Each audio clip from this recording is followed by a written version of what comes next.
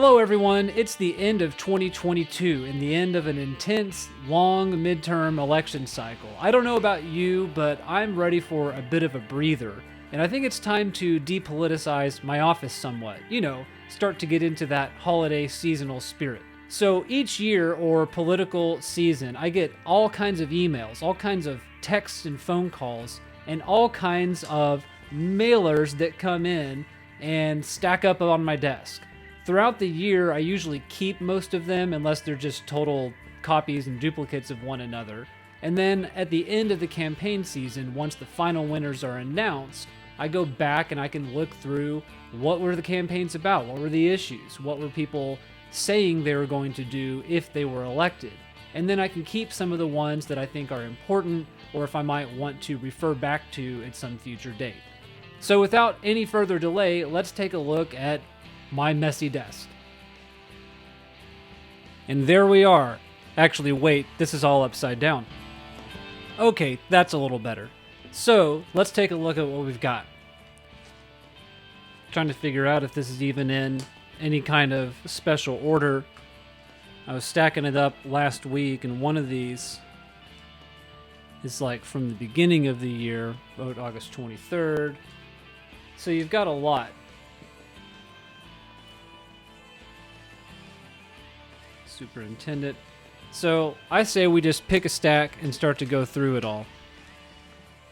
So I'm looking through some of this. Got governors, Eric Roberts, House race, Stephanie Bice. A lot of Eric Roberts. He campaigned like crazy in the mail. This all looks like, I see, vote on August 23rd. That was the runoff primary.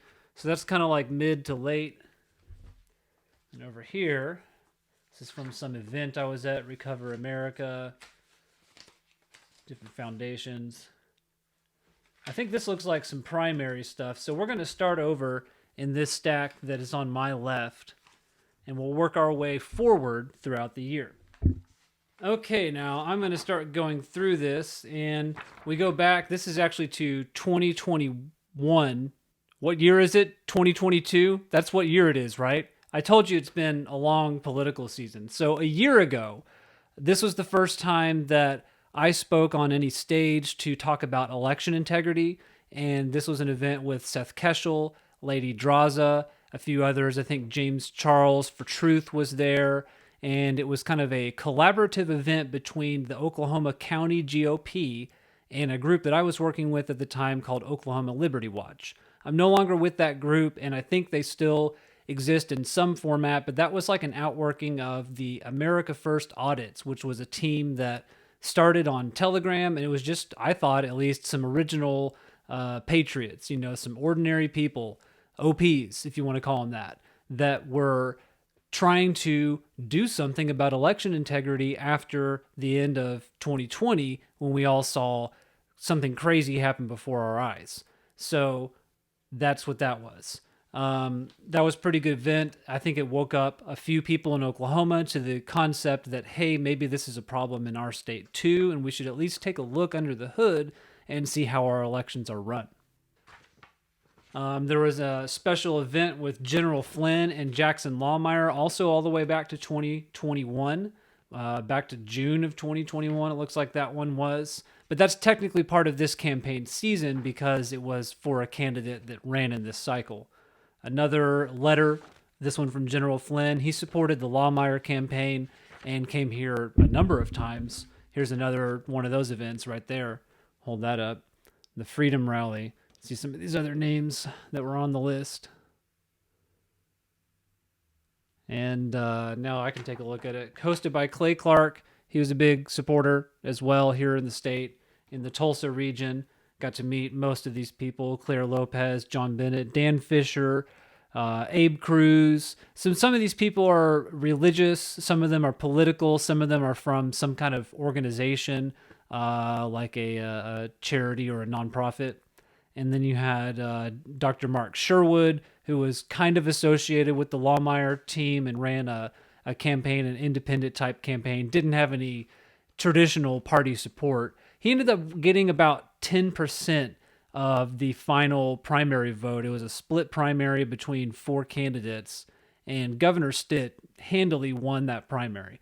Now, I've got some questions about the primary itself as far as, was it handled properly? Do we have some of the same things going on? I really think more of it, at least in a state like mine, goes on during the primaries, because that's when you choose. It almost doesn't matter who the Republican is in most counties in the state. If you're a Republican, you're elected. So if you had to pull out all of your forces, when would you do that? In the primaries or in the general? I think it's the primaries. So we have to look there and ensure that that process is upheld and kept above board.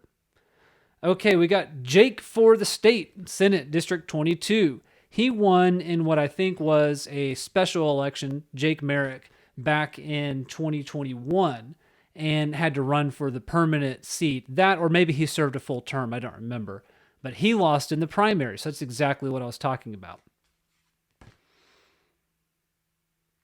Oh, yes, the school board races. I'll probably have a few of these. This is Judy Mullenhopper. I think that she won in the district that I'm in, and I have to follow up on that because she had a lot of mailers, and I can't tell because of these nonpartisan races. Sometimes you don't know, is this somebody that's an ultra-liberal? Are they ultra-conservative? Maybe they're not ideological at all. I mean, sometimes you get just ordinary people that want to run and do something good in their communities. So I'm going to hold on to some of those.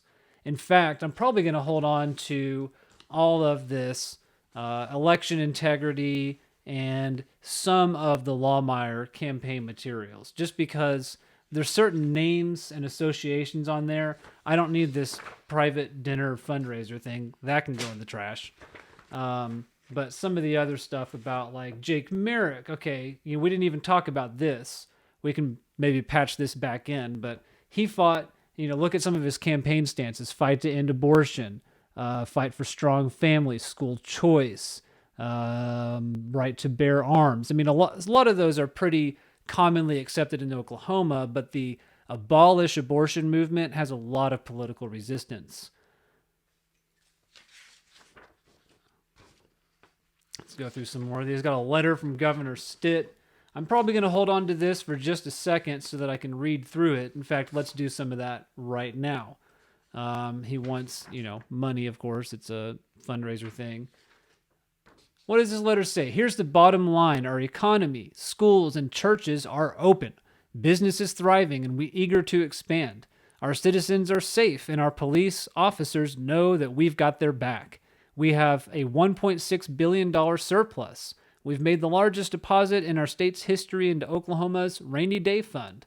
And big government Washingtonians could learn a thing or two about managing money from Oklahomans. We are a low-tax state, and more tax relief is on its way. Hey, that all sounds pretty good. It sounds like we're doing fine here in Oklahoma. But I think that there's a lot of room to grow in Oklahoma. However, you got to look at the environment that we're in. It's no wonder to me that Trump endorsed Kevin Stitt over any of the other people running, because he was not the most popular governor, I wouldn't say at this moment, but during this, after 4 years of being a governor, the popularity spike has really kind of, we've already seen the top end of someone's popularity by then. And it's really just, unless they're doing something that's absolutely terrible, that we vote them out and put somebody else in, especially when you had a candidate running against him like Joy Hoffmeister, who was like can we call her an antagonistic candidate? She wasn't really running a dirty campaign, I don't think, but her whole stance was, Stitt's terrible, and I've got to come in here and change things. Well, do people want change when things are going well or relatively well? Not so much. Look back to 2016. Trump won on a change proposition because we were starting to have some big problems. Now, why didn't that continue in 2020? Well, I think there's lots of reasons for that, but we could talk about that another day. Let's see. Some kind of pro-life mailer. It's too late. I didn't donate anything in time. A citizen's petition to James Lankford to overturn Roe versus Wade. And, of course, it was overturned. I don't know what Senator Inhofe or Senator Lankford have to do with that, but this is some official petition. I've got a couple of these.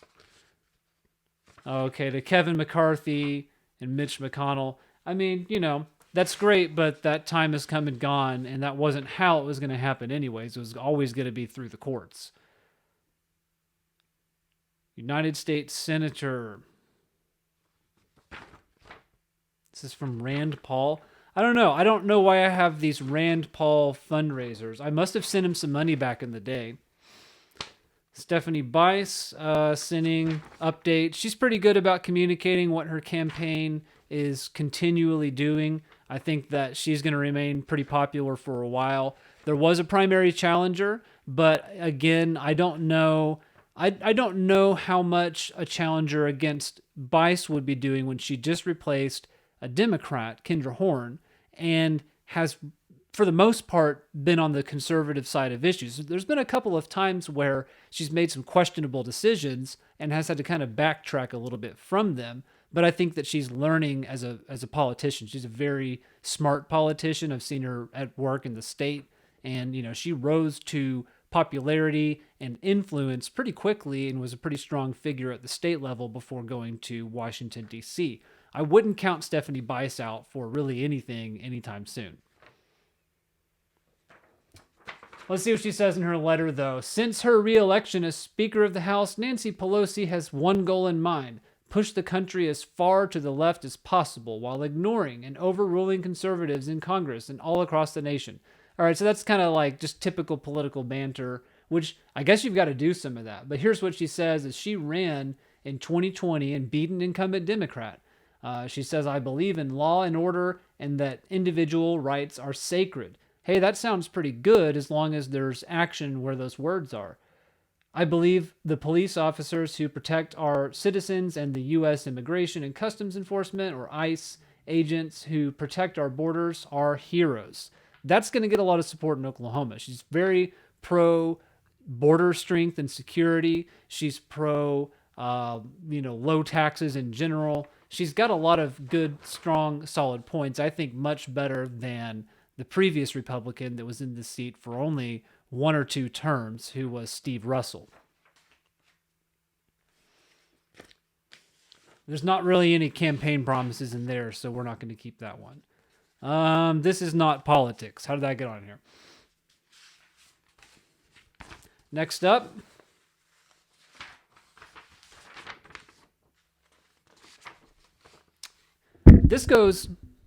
Just kick the microphone. Next up, this goes back to 2021. Also, it's kind of old. It's not really part of this category, but I've got an article I used to share with people on masking and how the science that prior to COVID had tested respiratory infections, and even what we knew about COVID at that time didn't support going around everywhere wearing masks. I don't need to share that now so much because it's not really a big issue. I've got an agenda from a GOP meeting, so I've been involved in the Oklahoma GOP off and on for a number of years. There's not a better party to support, in my opinion, in this state, although there are a couple of upstarts that want to get going. But who am I going to support? The Democrats? I don't think so. If you want to have political influence in our current system, you've got to work within the parties. Another one dating back to maybe the beginning of this year, but end of 2021, Patriot Town Square, another group that somebody was trying to start up, Telegram group, and don't know what happened with them. Let's see, these aren't even really part of this. I'm going to put them in a separate little pile here. A petition. This one is a petition card. I think this is from the healthcare rally back in 2021 as well, where we were petitioning for and some kind of an injunction for healthcare workers not to lose their jobs if they had an objection to taking the brand new COVID vaccine. It's been out for a while now. Letter from Governor Stitt talking about the Keystone Pipeline, which doesn't have a lot to do with us other than just the policy direction. Support. It's really just a fundraiser letter. He wants to be a top 10 state. Governor Stitt, top 10 state. All right, there we go. Letter from Stephanie Bice. Here's a Lawmeyer card. It's in pretty good shape. Might keep one of these just because it shows like this was his pledge, his campaign promises, and all of that, and shows his family. It's pretty good quality card. But I don't want to keep too many of these because he didn't win. He didn't win, and we have questions about his race, but he didn't. He didn't win. He didn't concede, but I think the margin was just like, I mean, it was like a 30-point margin or something. How do you contest a 30-point margin in a race? I went to go get another cup of coffee. Now let's keep this going. Here's a Mark Sherwood campaign flyer. Never bow down to tyrants, defy them. He also ran a counter campaign in the primary. So I think here's the difference between Sherwood and Joy Hoffmeister, other than the fact that Hoffmeister is definitely a liberal. Obviously, she changed to become a Democrat and was running on some Democrat themes, at least, Oklahoma Democrat themes. Sherwood being much more of, he's also on the abortion abolish. He wants to abolish abortions side of things. So that's the difference between those two. What were we even talking about? So the difference between Mark Sherwood and Joy Hoffmeister is Hoffmeister, I think, knew that as a Republican, she was not going to be able to defeat Kevin Stitt. But by running with the Democrat nomination, which she secured by taking on a lot of Democrat positions, at least Oklahoma Democrat positions, she was able to get much more support and have kind of a somewhat strong run for a Democrat in Oklahoma. Although it didn't happen with Fallon either, so I don't really know what kind of a chance you're going to have against Stitt. And then there's the Make Oklahoma Free rally with Ecclesia. This one was back in January. The Ecclesia group also was one that featured Wendy and myself with Oklahoma Liberty and Integrity Group, which is the group we started after leaving the other group. I know all these groups gets kind of confusing, but anyways, this group and our group got to work together somewhat to promote the message of election integrity in Oklahoma. And for that, I am very thankful. They were also strong proponents of doing an abortion abolishment here in this state. And that's one thing that I would say I have a difference of strategy on, but not necessarily a difference of belief, unless there's some nuance to this that I don't quite understand. And that is that I believe that life is life in the womb or out of the womb, but I don't necessarily think that you have to go 100% all the way, storm the gate, get everything in one package and in one bill or one executive order. That's actually closer to tyranny than it is to freedom. But the American way, at least the way that used to be the American way, the way we solve our political differences, is by compromise and by having, hey, I don't want these exceptions, but 95% of people want some kind of an exception, so we're probably going to have an exception. Otherwise, it's not really the will of the people. So that's really the difference that I have with abortion, abolition. This was Abolition Day 2022. They made a big push for it. And again, I applaud the effort to end abortions. I wish they were all gone, but I also think that there is a societal approach to that, and you have to reach the people that are actually going out to get abortions before you can't just make a law that says you can't do that. Or I guess you can, but I'm saying what's the most effective way of doing it. Got a business card, someone who shares the same last name as me, must be a good guy. Actually, I talked to him and I think he's a pretty good guy. I think he represents kind of just average, ordinary, street level patriots. Another Governor Stitt mailer looks the same. A Merry Christmas from the Langford family.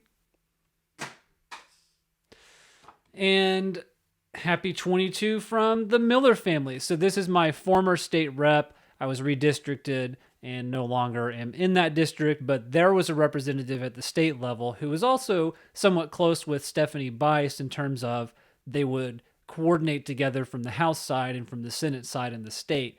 And I could talk to this representative about any issue and she would listen. That doesn't necessarily mean that we always had the same view on the issues, but she was willing to hear from her constituents all the time And you know that that has an influence on their policies in the long run. Then we had the mayor's race. I supported or came to support a man named Frank Urbanek that was a lawyer who first sued the city of Guthrie when they put in a citywide mask mandate during the COVID time. The city backed down from the policy before it really got through the court system, so it was never litigated, but I appreciated the fight that he brought to the table.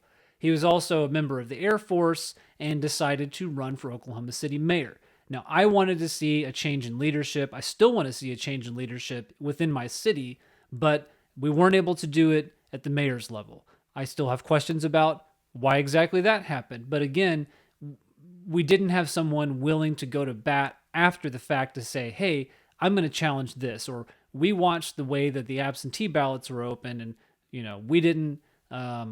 we didn't agree with the way that they, handled it. Frank really went after some of the more undesirable aspects of our mayor, such as him taking the knee with Black Lives Matter and Antifa protesters when they were outside police headquarters. That did happen in Oklahoma City. It was on the news. They don't play the replay of that very often, but it was on the news. Oh yeah, and he also wanted to make sure that city offices stayed open and that city workers were not being required to wear a mask, which was the policy in Oklahoma City for a long time. Unfortunately, though, he didn't win the race, and when that happened, we were hopeful, some of us were, that there would be challenges to maybe the absentee ballot counting process or a lack of bipartisan observation, but unfortunately, once again, that didn't happen. Basically the same thing twice here. I'll keep one of these.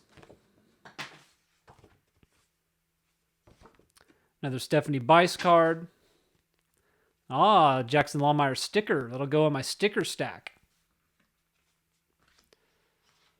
Oh my goodness, a big James Langford mailer. I mean, these things don't even fit in the mailbox, and I kept getting a lot of them. Not just from him. The next one, same thing here too. This is T.W. Shannon, who ran in one of those Senate races. And, I like T.W. Shannon, but he could put out smaller mailers at least. Putting both those in the trash. We had a tax proposition to fix the jail. They just threw it on to the primary election because why not, right? People were voting anyway, so let's just go ahead and throw that on there. And I think it did pass. We've had problems with our jail in Oklahoma City for a long, long time. I don't think it needs more money. I think it needs to be managed well. And they haven't been able to do that. So now they're going to have more money to mismanage. Great. It literally says, new jail, no new taxes. Yet, it was a tax. Some Democrat that was running that gave me his card. I don't think that he even won. As a matter of fact, yeah, that's interesting.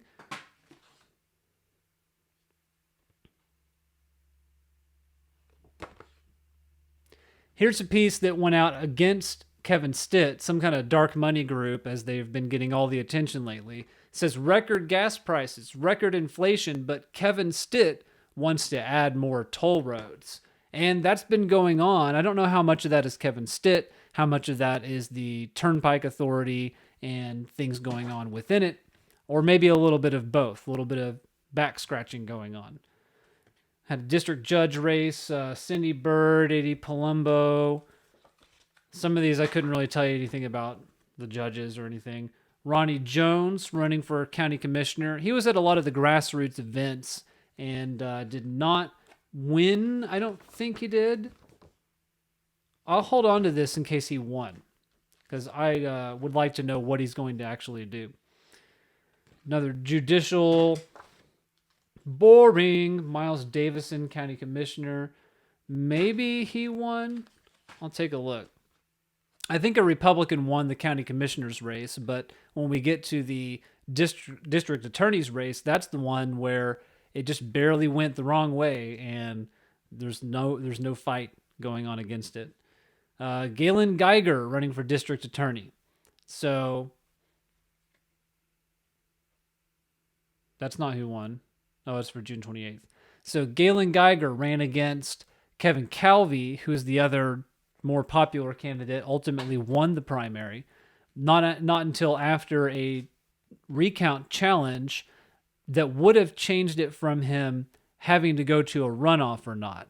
And it was just barely under the threshold within a few handful of votes, but the recount, everything that was called in the recount that might have gone one way or the other went towards the whoever was running against Kevin Calvi. So that was interesting. Jackie Ford, another district attorney candidate. Don't think she won.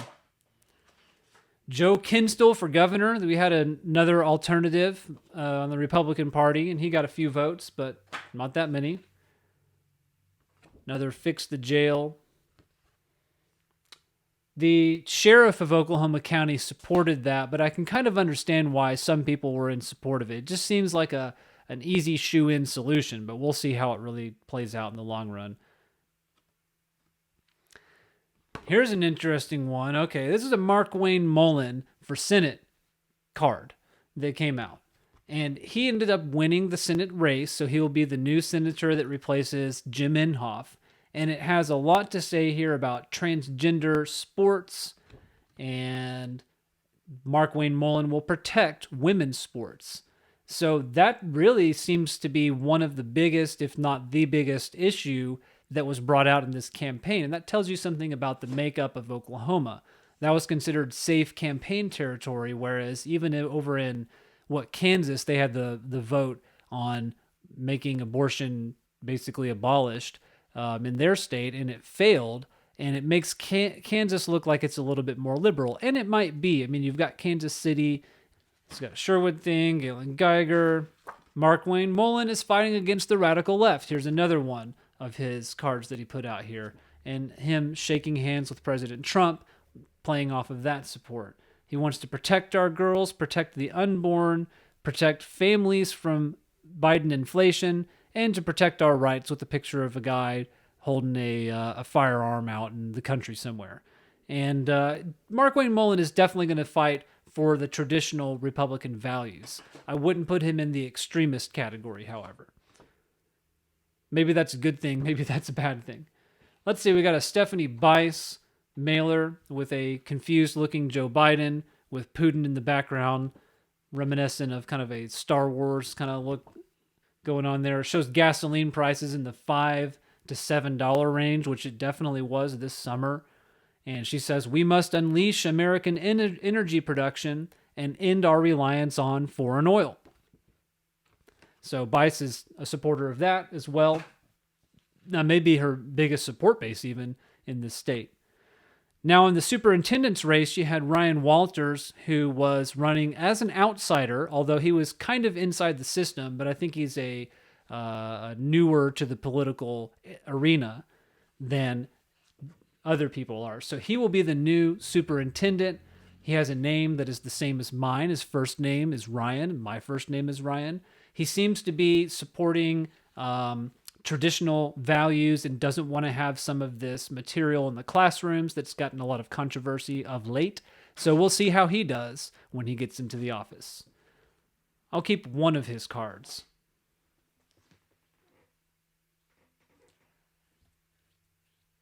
Oh, I had to scratch my nose, and now I think I'm going to take a sip of this coffee here.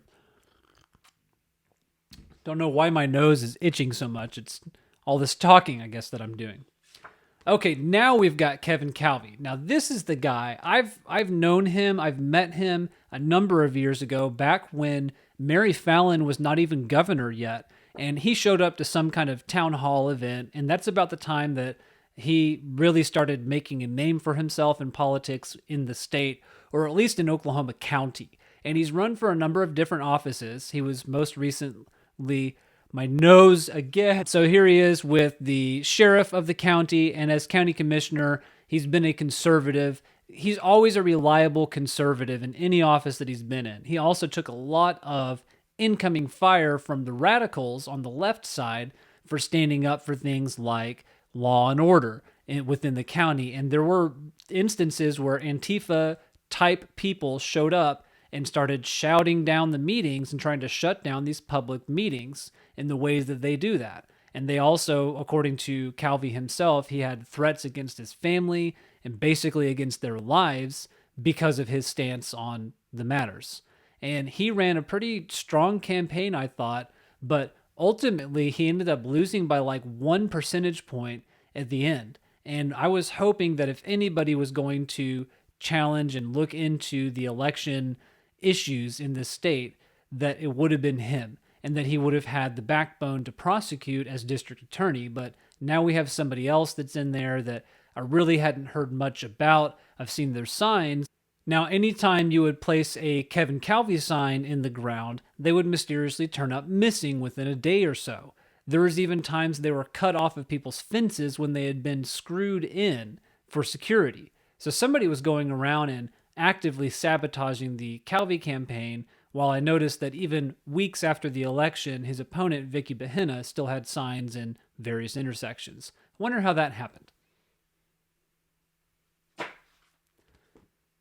What were some of Calvi's campaign promises? He says he was going to protect constitutional rights, support police officers, cooperate with immigration enforcement, make our justice system work more efficiently, clean up corruption, fight for election integrity, and improve public safety and parental rights.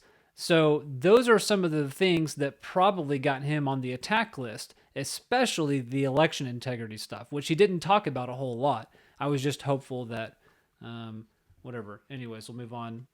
This is Mark Sharpton. He was running for Logan County District Commissioner. Wanted to rehabilitate some of their old roads. It's always a good thing to run on. Then you have these Jackie Ford. I think we saw her a second ago. That's right. Ran for district attorney.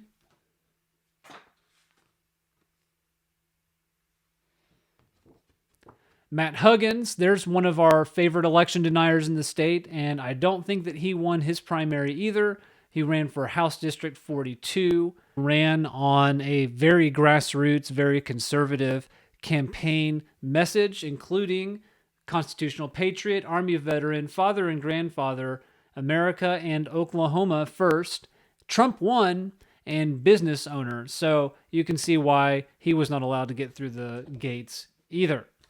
It's funny how even in the reddest state in Oklahoma, that these, if you can call them, well, what am I trying to say here? What am I trying to say here?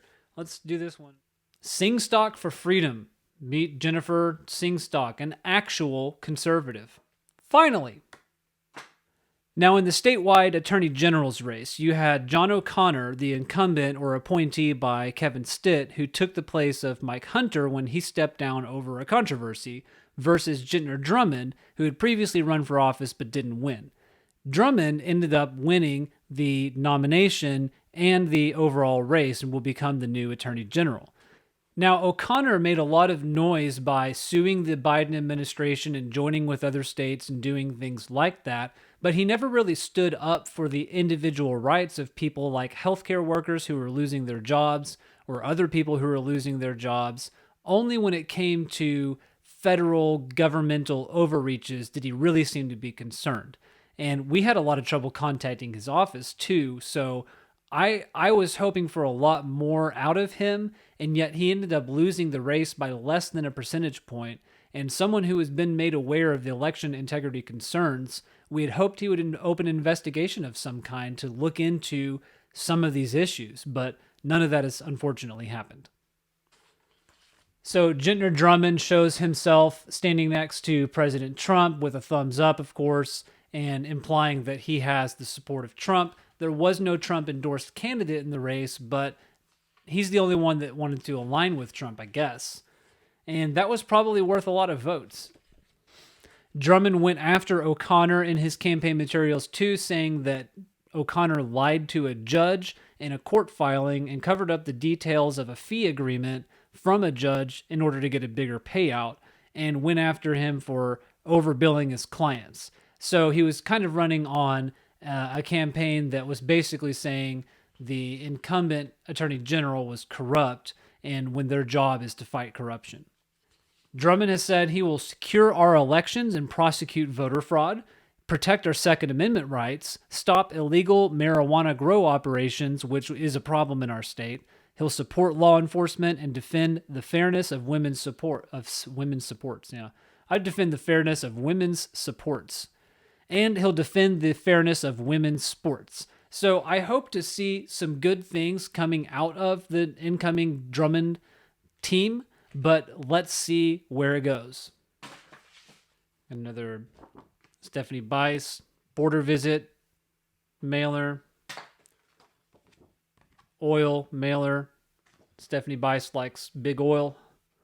We like us some big oil here in this state.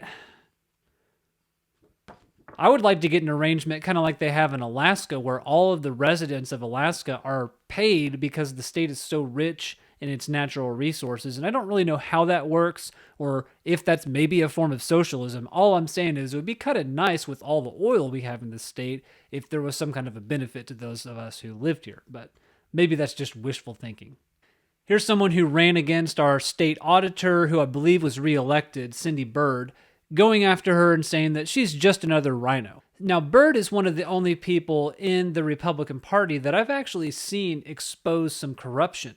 She has done audits and found wasteful spending and manipulation of government funds that sometimes I have a question about why are certain organizations being targeted, but nonetheless, when we find corruption, it should be audited, it should be gone after and remedied. He wasn't even up for election. So what am I looking at here? This is something for State Senator Greg Treat, who's the Senate leader. He's the Senate president. And there was some kind of a school choice bill that was going through and didn't end up passing, but it came out of nowhere, and they were trying to get a win for Republicans on school choice. It was some kind of a voucher system. But it seems like it had strings attached to it in that the government could determine what school was valid enough versus what didn't count. And a lot of the homeschooling community didn't support this particular item, which you'd think would be aimed at them. So I've got some kind of mailer that shows Greg Treat with a halo about him. It's not weird or anything. Another Ecclesia rally. This was a budget printed flyer. I can't read it. Some of it's too blurry to read. Ronnie Jones, County Commissioner. Bryce Chaffin. Here's another classic election denier here in the state. And he ran a campaign with a little icon, a little mustache icon. He ran in 2020, and we had an interesting conversation in which he told me that he suspected some issues in his 2020 election, and he decided to run again in 2022. There's another one that didn't win this year, and we still don't have answers about what exactly happened. Nathan Dahm is another state senator who's been in there for a while. I think he's got like one term left he can run for, but he ran to be in the U.S. Senate in what ended up being something like a 10-way race, and that's how you ended up with Mark Wayne Mullen coming out on top, is he's the one that had the name recognition. Dom, I feel like, could have had a stronger showing, but I don't feel like he really campaigned statewide very hard. You may see him again. You may see him run for something else within the state. I don't think he's going anywhere just yet. Some more Dom campaign flyers. I guess I thought I was going to give them to somebody at one point. I supported him in the primary, and I didn't know if he had that much of a chance to win it, but I thought it was worth a shot anyways. Then we've got Eric Roberts, who is my new representative. I don't know a lot about him other than he gets things done. He's probably a good administrative kind of guy who can really just put together a bill and say, okay, here's what we want to do. Here's the piece of legislation that can do it for us, and then do it. But I don't know where he stands on a lot of the more sensitive issues. He seems to be kind of a middle-of-the-road type Republican. Anyways, I'll keep one of his flyers in case I want to refer back to it in the future. You have here Moira McCabe, who ran for the governor's office. She was one of the four that ran which Stitt, of course, ended up winning. Got another Lawmeyer versus Langford card. What's the difference between the two? Langford voted to certify the election of Joe Biden. Lawmeyer believes the 2020 election was fraudulent and stolen. And they talk about Black Lives Matter. James Langford apologized to them. Lawmeyer says they're a domestic terrorist organization, and on. Amnesty for illegal immigration, President Trump, and I guess Langford said at one point that he was open to a third impeachment, and I don't know what the source of that is, but I think that's an actual claim. I think it's a verifiable claim. You can prove it one way or the other. And I don't have time to go look it up, so I'm not going to do that. Another Kevin Calvi flyer where he says battle tested, his opponents say career politician. And of course that is for the voters to decide in the end. Okay, making some good progress here. Going to have to go faster now. Got a Mark Sherwood letter and a Kevin Stitt letter. So there's a grassroots organization that has been started up in the last year or two called the Lion's Den. And it's a pure grassroots involvement where you can support candidates and candidates can come speak to supporters or potential supporters and state what their campaigns are all about and then what their needs are as far as, hey, I need people to help go knock doors, or we need to raise some money so we can do an ad blitz, or whatever their need might be. And they made a list of endorsements for, I believe this is the primary. So this is back when we were still duking it out intra-party. And there was a lot of candidates I was able to hear from simply by going to these meetings. Sometimes you even have the ones that know that's not really their target demographic, but it's an opportunity for them to speak. And hey, we need more organizations like that. They are trying to spread throughout the state. Boy, another Kevin Stitt letter. I don't have time to read all these. Another Kevin Stitt letter. A 2022 critical issues survey from the Republican Party, which I never fill out and return. I don't know why they send it on cardstock or who they think is going to respond to that. We'll get a letter from President Donald J. Trump.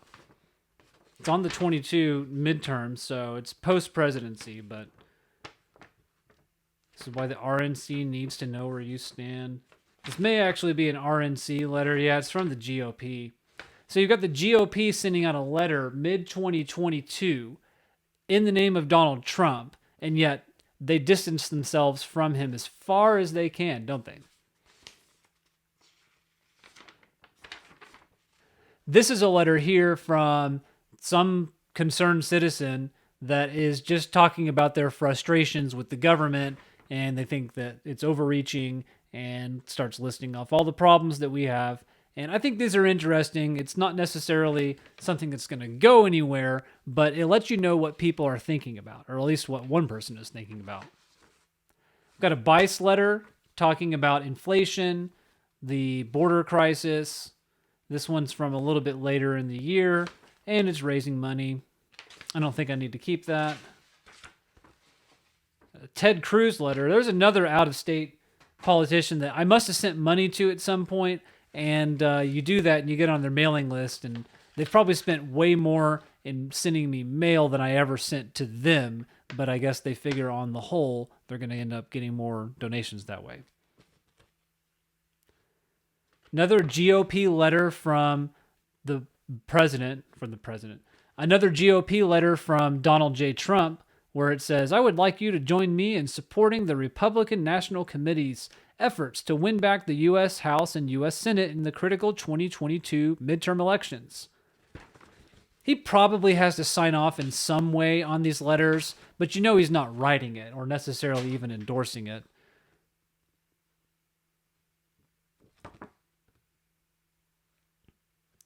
It was a sight to see all the mailers that came from somebody who didn't even have a primary. Eric Roberts ran uncontested, partly due to redistricting, and I don't think anybody knew what the districts were going to be. But then he only had an opponent in the fall.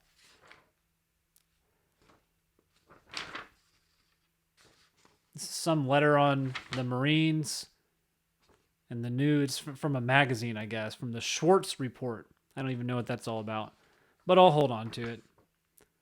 This is the Schwartz Report. I found it. U.S. Air Force Academy goes woke. This is passed out at some grassroots meeting. I'm sure it was really important, and whoever gave it to me hoped that everybody would read it. I haven't read it. I'm sorry.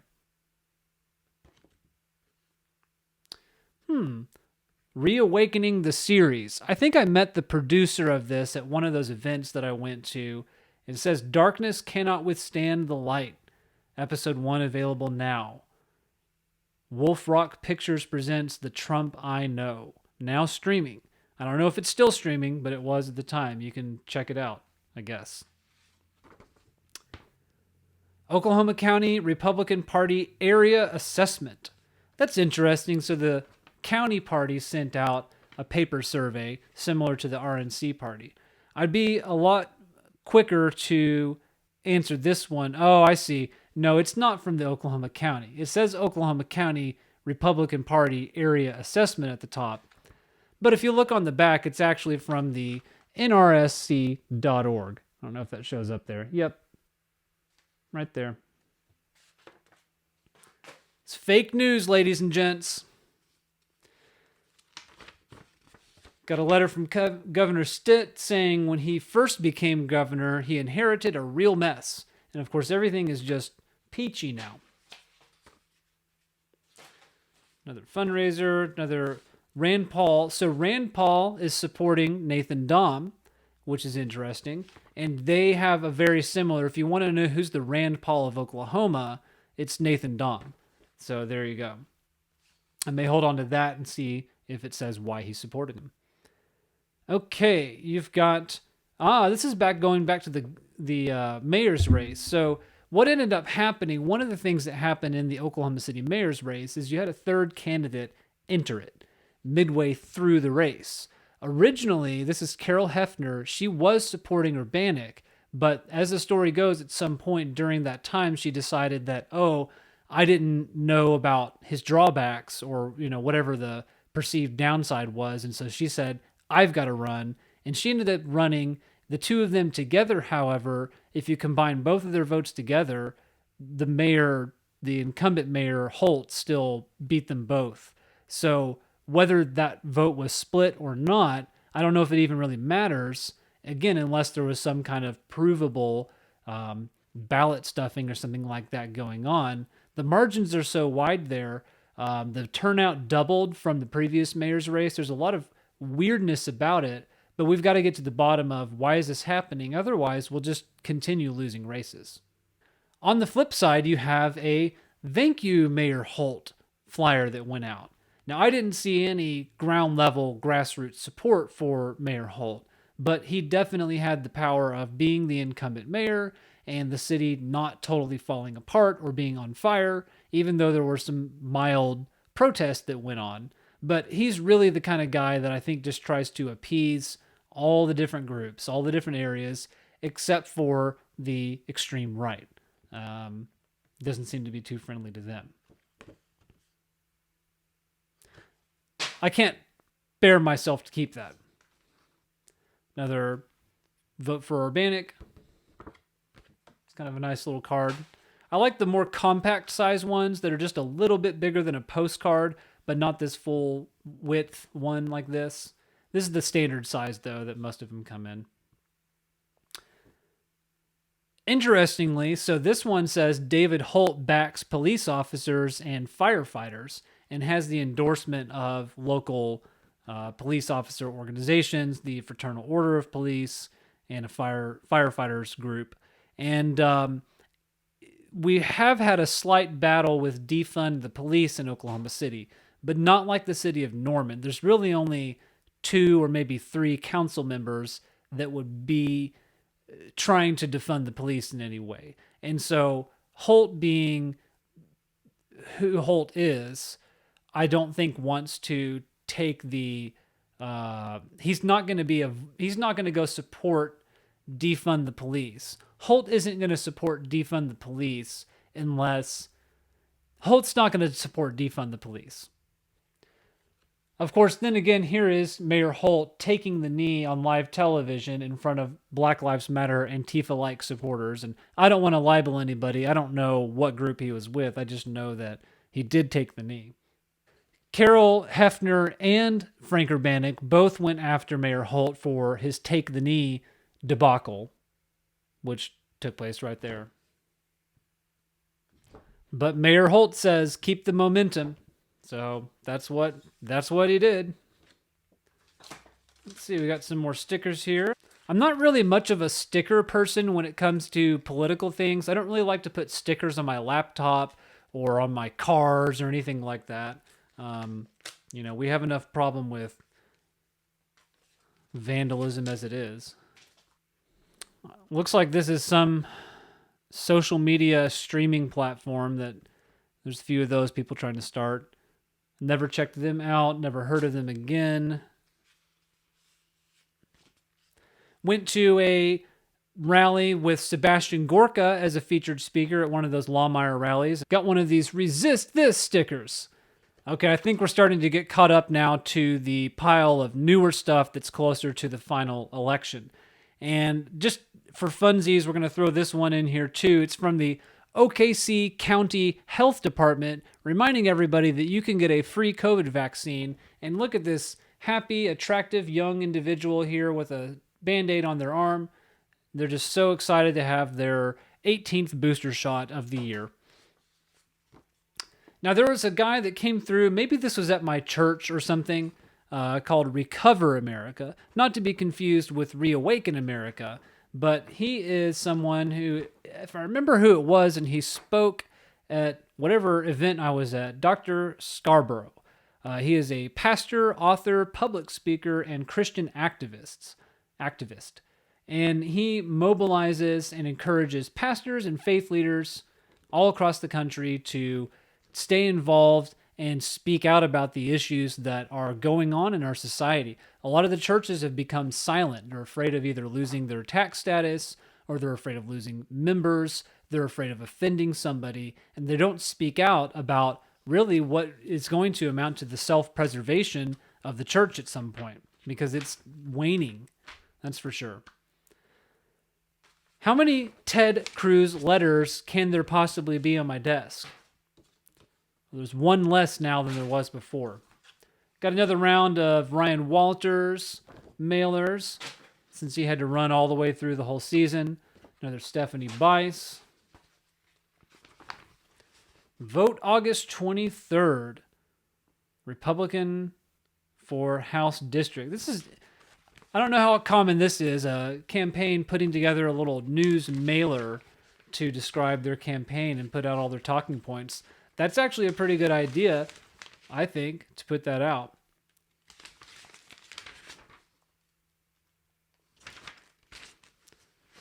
May hold on to that just temporarily until I get a chance to read through it. It's got some good ideas in there. Another one of these letters. Justice has a name, and it's Gayland Geiger. Corruption has a name, and it's Kevin Calvi. How about that?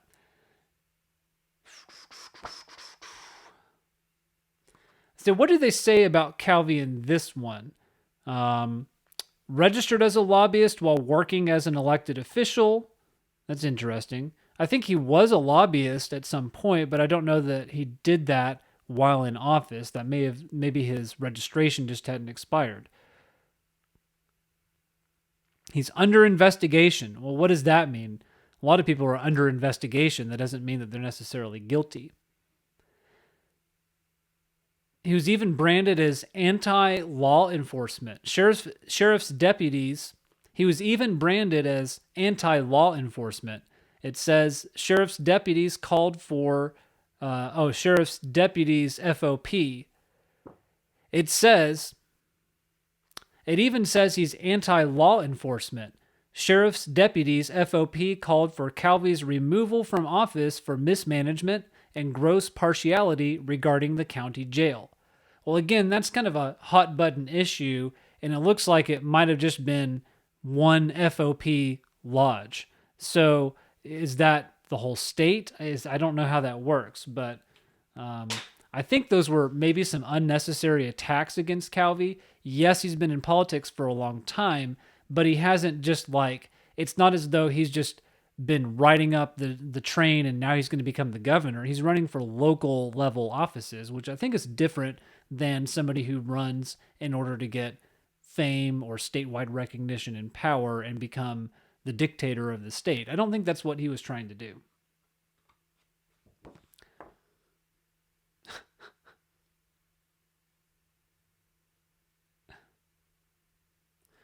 Here's this is a little clever attack against Ryan Walters. He's kind of a young looking guy, and they show him next to some game controllers over here.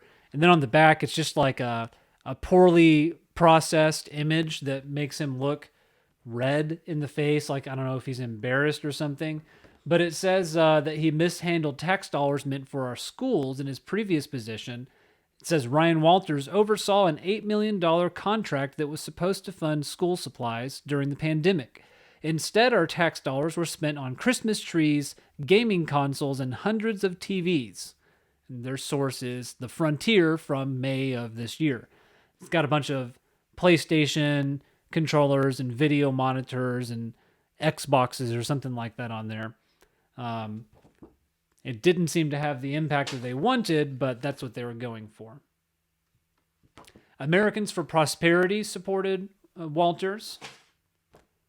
Another attack. Insurance.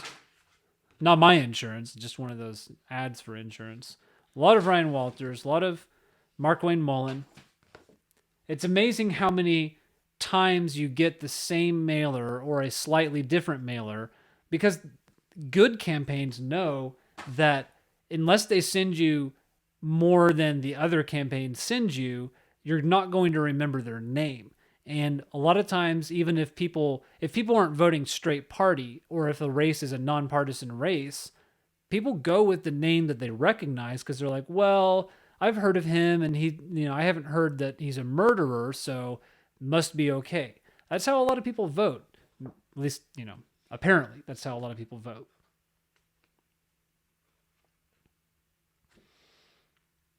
Here's some support cards from other people supporting Kevin Calvi. I think he had a problem perhaps towards the end in that so much negative mud had been thrown out about Calvi, not even just during this race, but in previous things that he's run for, that a lot of people didn't want to put their endorsement behind him, even if they were going to support him. And maybe that's part of the reason why he didn't get the overwhelming levels of support that would have been nice to see. Okay, county commissioner, district attorney, county commissioner, Ryan Walters. I think that was an attack against Walters again. Handwritten note. I think that one's for me. Stephanie Bice letter. She's just talking about problems in the Biden administration and confirmation of support for fundraising. Eric Roberts. Eric Roberts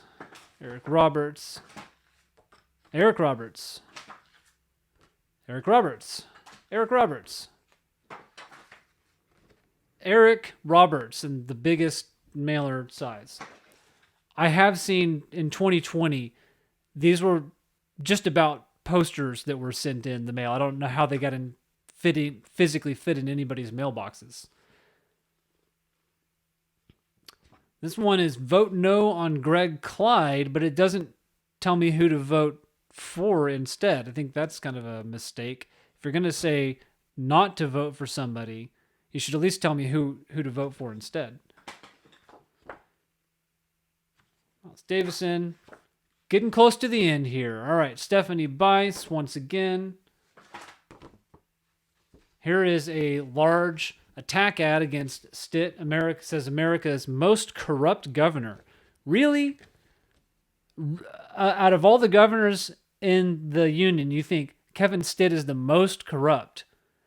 I mean, even just by the numbers, I don't think that's possible. He could be 100% corrupt, and there's California, Texas, New York, Florida. there's a lot of states with a much larger population than us. And the whole East Coast just about is going to have states with larger population than us.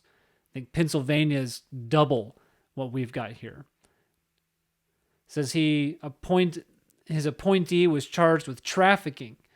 Stitt scandals are piling up as Education Relief Fund misuse is exposed. It is the corruption or the incompetence of Kevin Stitt's presided over that's the... The Oklahoma columnist asks, is it the corruption or the incompetence Kevin Stitt's presided over that's most troubling? Stitt's got a secret plan to build a new governor's mansion. Well, maybe the governor's mansion's old and maybe it needs to be rehabilitated. I don't know. Maybe he should... I call on Governor Stitt right at this moment to make public his secret plans in the governor's mansion. Greg Clyde was running against... how's he running against the governor? Oh, okay. Greg Clyde is running against Ryan Walters and associating... No. The what is he running for? Oh, House. So Greg Clyde's going after the Stitt administration, but he's just running for House. So he's associating his opponent with Stitt. Okay, I gotcha. Eric Roberts. County Treasurer. Freeman, somebody else, says qualifications count. Unfortunately, so does earned media, and if we haven't heard of you, we don't know who you are. Eric Roberts. Stephanie Bice. Eric Roberts. Vote no on Greg Clyde. Who's this one paid for? Not authorized by any candidate or candidate committee. Authorized and paid for by Majority Fund. This is one of those organizations we're having issues with probably all over the country, but at least in Oklahoma, it's these dark money funnel train. And they funnel money from one 501 organization, like a 501c4, to another, and then back in. It ends up in a campaign where it started off somewhere else, and it's just about impossible to know where the dollars came from and who's supporting some of these candidates. So these mailers come out, and they don't really tell you who they're supporting. They just tell you it's just an attack against somebody else. And a lot of people don't like that. I don't know what necessarily can be done about it from the legal perspective, but, that is an issue that's still going on.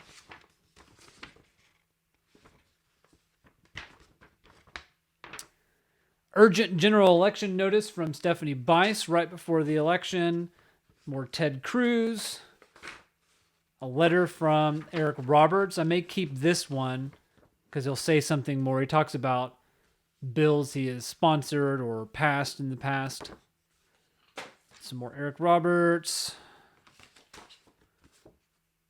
I think this is a pretty good one right here as far as political mailers go. I like that picture. He looks very political. Looks, like somebody who belongs in office. And he shows his family. And he says something about cracking down on telemarketing, which has been a big problem. I mean, look at this picture. This is pretty much what all of my phone calls are these days, is likely spam. I don't know what he's done about it exactly, but he said he did something. Another letter from Kevin Stitt. Stephanie Bice delivering results for your family. And finally, another one for Eric Roberts. Okay, so I've now gone through the entire political collection from the past year plus. Let's take a look at what's left. And there's still too much. But at least the pile is relatively flat compared to before. It was this stacked behemoth. got a few more things to definitely get rid of, but this is a good start on the process. I've also got this challenge coin here, which is pretty cool, that Captain Seth Keschel, gave to Wendy and myself this year when we spoke at another election integrity event that was just recently. It was just a couple of months ago. And I guess that's something he gives to people that he feels are doing good work in efforts to restore transparency and trust to our elections process. And that's one of the things I'm all about. So I definitely have some Eric Roberts, some Jackson Lawmeyer. I think I kept a couple of the Bice, some of the grassroots candidates whose names I may see again in the future, and some of the materials from the events that we went to this year. Oh yes, and I can't forget, I have yard signs that have been around for quite some time. As you can see, in 2016, I had a few of these Trump, Pence, Make America Great Again signs. I think I'm going to hold on to those because that's kind of like, a historical keepsake. And I've got maybe 3 of those. I can probably throw away one. At one time or another, believe it or not, before Kevin Stitt, there was Mick Cornett. And I did reluctantly put a yard sign for him in my yard.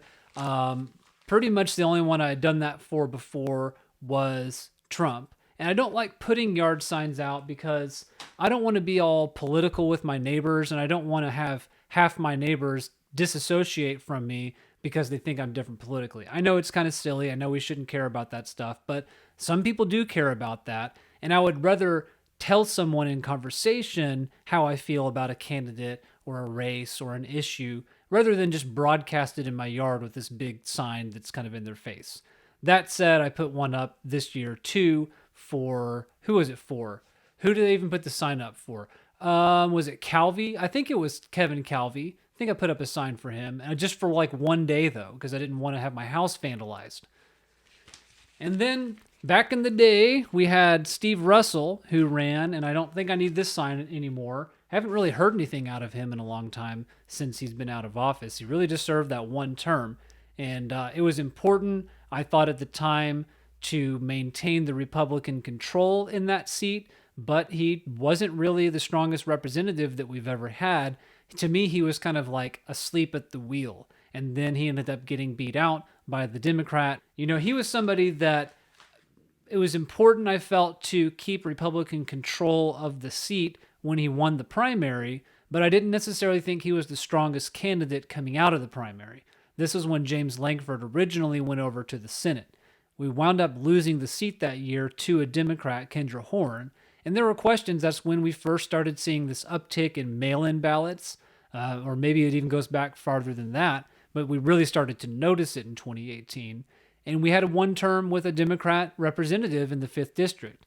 And now with Republicans back in control of the House, maybe having stronger representation from the Oklahoma bench will turn into positive results. And this, ladies and gents, wraps up the 2022 political season for me. I can now officially be done with it for the holidays. So I still have a weekly show that I've been doing on Tuesdays that I started earlier this year. And I want to talk about what's next with that show. I've been broadcasting from Podbean, where I can do live streams, and I've paid for a pro subscription, so they host all of the recordings and everything. But that was really just to help me get going with the show. I had hoped that it would grow and I would have the numbers at a level where it would be more than paying for itself on Podbean, but at this moment, that's just really not the case. Now, on the other hand, I have had a single video on YouTube do more than the whole podcast has done for the entire rest of the year. I put that out just a couple of weeks ago on the topic of Thanksgiving and the Pilgrim Story. You might check it out. It's called The Pilgrim Story of Thanksgiving. Very clever title, I know. But anyways, so I'm looking forward to the future as far as what am I going to do with this show and how can it best grow, and also what type of content to bring. So in January, I'm planning to, like you see today, turn the cameras on and start doing my weekly live show on, probably still on Tuesdays, maybe at a different time. Maybe I'll do it later in the afternoons or the evenings. But the point is, I will be adding the cameras. Now, at the same time, I'm also planning on dropping the Podbean channel. I just can't justify the cost of it right now, whereas YouTube and Rumble and some other services will do the hosting for free. And eventually, maybe we can look at monetization. Now, that could be a long ways off, but the point is right now, I want my best chance at building a community and finding people who enjoy this content, and also kind of helping shaping the future of the content to see what types of now videos that I'll do. I'll also see what it takes to keep the Spotify and Apple and TuneIn radio channels going. But to be honest with you, I don't really even know who, if anybody, listens on those channels or really even where to find the statistics on it. I think it's included along with everything else on Podbean, and the numbers just aren't very high at all. Whereas, again, on YouTube and on Rumble, I've been starting to get subscribers, which is nice, and some views. So I think that's the direction we're going to go, and then we'll see what else there is in store for 2022, 23, 24, 2023. So if you've made it to the end of this video, it must mean that you are in the politics world and you found something about the content that you found enjoyable. Please consider subscribing, and I hope to bring you many exciting projects in the weeks and months to come.